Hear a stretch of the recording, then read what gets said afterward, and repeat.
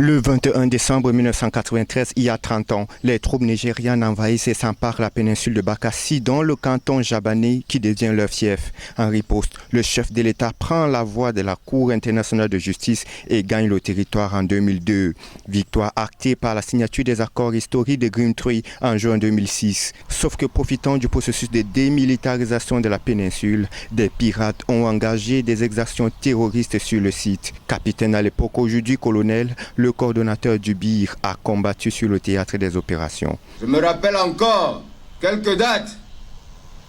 En 2008, où ils avaient enlevé les pétroliers, les opérateurs du pétrole, pour demander de rançon.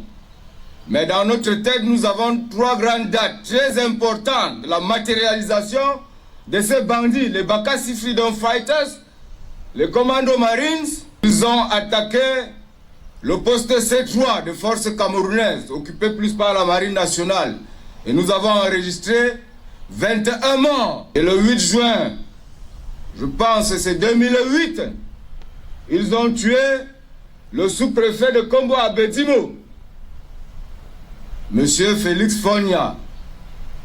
Ils ont poussé l'ultrécudence jusqu'à 2011, où ils sont allés attaquer une banque à Douala.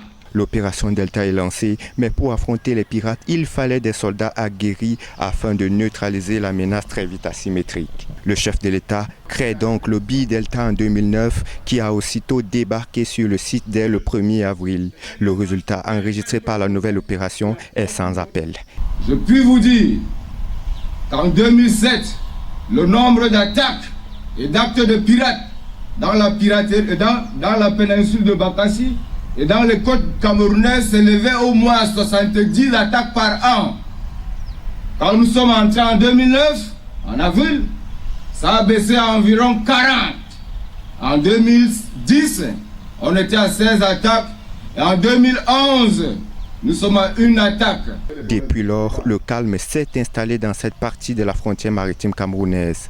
Cependant, pour prévenir les attaques pirates, le BIR Delta a étendu ses actions sur toute la côte. Le BIR Côte est ainsi créé et commandé aujourd'hui par le colonel Touan, dont les actions ont permis de stabiliser la zone et instaurer un climat de vie harmonieux entre les communautés camerounaises et nigérianes installées dans cette péninsule.